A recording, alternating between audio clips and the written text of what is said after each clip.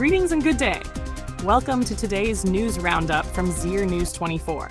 Today is Monday, 27th of Asad 1404 in the solar Hijri calendar, corresponding to 18th August 2025 in the Gregorian calendar. I am Sarah Osmani, bringing you the top national and international news updates from Zir News 24. Headlines. Afghanistan and Uzbekistan signed 4 electricity project agreements worth $243 million in investments.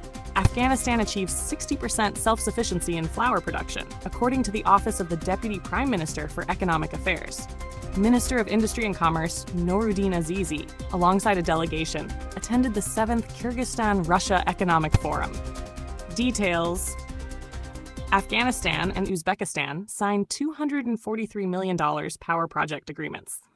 In the presence of Deputy Prime Minister for Economic Affairs, Mullah Abdul Ghani Baradar, Afghanistan, Breshna Sherkat, and Uzbekistan signed 4 power project agreements worth approximately $243 million. Upon completion, Afghanistan will receive between 801,000 megawatts of electricity from Uzbekistan, with the projects expected to be finalized within 18 months. During the signing, Mullah Baradar met Uzbekistan's Minister of Energy, Jurabek Mirzamakmudov, to discuss the expansion of bilateral economic ties, particularly in energy. The Uzbek minister stated his readiness to implement the projects and share Uzbekistan's expertise in energy, agriculture, mining, industry, health, and training specialists. Afghanistan achieves 60% self-sufficiency in flour production. The Deputy Prime Minister's Office for Economic Affairs has announced that Afghanistan currently produces 60% of its flour domestically. Afghanistan needs approximately 6 million tons of flour annually and is now producing 3.5 million tons within the country. There are around 200 flour factories operating nationwide, producing 1 million tons, with the remainder supplied by local mills. About $150 million has been invested in these factories, providing 2,500 permanent jobs. To support this sector, the authorities have reduced wheat import tariffs, banned wheat smuggling, and purchased surplus wheat from farmers at fair prices to store in state-owned silos for use in times of need. Minister of Industry and Commerce participates in 7th Kyrgyzstan-Russia Economic Forum. The Ministry of Industry and Commerce reported that Minister Noruddin Azizi and his delegation met Kyrgyzstan's Prime Minister Akilbek Japarov, several Kyrgyz ministers, regional representatives, and ambassadors from other countries. Talks covered bilateral trade and economic relations, investment, diplomatic and political ties, as well as Afghanistan's achievements and development. Kandahar exports raisins abroad for the first time. According to the Ministry of Agriculture, Irrigation and Livestock spokesperson Mohammed Hanif Hakmal, Kandahar has started exporting raisins abroad. The first consignment of 100 tons was exported by a private trader to Saudi Arabia and the UAE. Kandahar raisins, known for their unique taste and quality, are in high demand in Arab countries. This year, 15,000 hectares of land in Kandahar are expected to yield raisin harvests, a 40% increase compared to last year. Other fresh fruits will also be exported in the coming months. World Health Organization donates 83 metric tons of life-saving medical supplies to Afghanistan. WHO announced that it has supplied 83 metric tons of medical aid to 31 health facilities across 7 regions of Afghanistan. The supplies include trauma and emergency surgery kits, surgical and dressing sets, and other essential consumables. Funded by the EU's Humanitarian Aid Office, ECHO, and other partners, this support is expected to assist the treatment of around 20,000 inpatients requiring surgery over the next 3 months. Afghanistan's exports reach $104 million, imports $1.19 billion in 1 month. The National Statistics and Information Authority reported that in the month of Saratan, July, Afghanistan's exports totaled $104 million, an increase of $40.9 million compared to the previous month.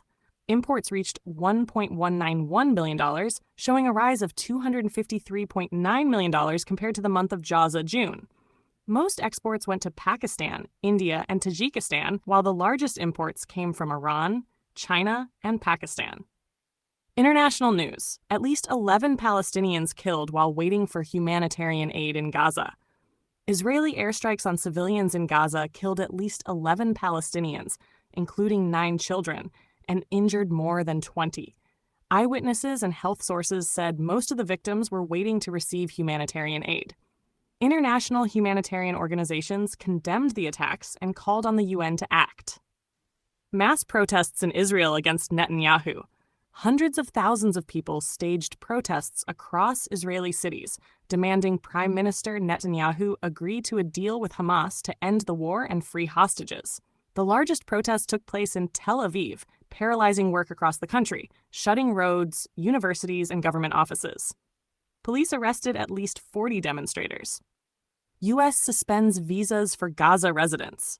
U.S. Secretary of State Marco Rubio announced a temporary suspension of visas for residents of Gaza, citing links between visa-issuing organizations and Hamas. Critics called this a pretext to support Israel and deny aid to Palestinian civilians, including children in need of life-saving treatment abroad. European leaders to join Zelensky in Washington. Ukrainian President Volodymyr Zelensky will meet U.S. President Donald Trump today in Washington, joined by leaders from Germany, France, Britain, Italy, Finland, NATO, and the EU Commission. The talks aim to present a united front on security guarantees, territorial integrity, and sanctions against Russia. Reports suggest Trump proposed Ukraine cede some territories to Russia, which Zelensky rejected, insisting Ukraine would never surrender its land. Boat sinks in Nigeria, over 40 missing. A boat carrying more than 50 people capsized in Sokoto State's river on Sunday, leaving at least 40 missing. Officials said the incident was likely caused by overloading. Such accidents are common during the rainy season when rivers swell. Rescue efforts are ongoing. Bolivia heads to presidential election runoff for the first time. For the first time in its history, Bolivia will hold a second-round presidential election. Opposition candidate Carlos Mesa won the most votes, but fell short of a majority. Ruling party candidate Luis Arce secured only around 20%, reflecting waning support for the long-dominant left. The runoff is scheduled for November. Political rallies are intensifying in La Paz and Santa Cruz. Sports news. In Kunduz, Kandahar's Ettifaq Hanzada football team won the national 6-zone championship, earning 11 points. Kunduz's Pirozi team came second with 10 points, and Herat's Shams Kola team third with 9 points. In Paktia, snooker competitions were held with 30 athletes across different age categories. Omid took first place, Bakht Mohammed second, and Shafiqullah third. In Khost, Pirano Zalmi cricket team won the tape ball championship, defeating Mayoral team by 17 runs. In Nangarhar, Rodado volleyball team won the district championship, defeating Gazgai team 3-0. That's all for today's national, international, and sports news. Follow us on TikTok, Facebook, Instagram, X, and YouTube at ZeerNews24. Until tomorrow's bulletin, goodbye and stay safe.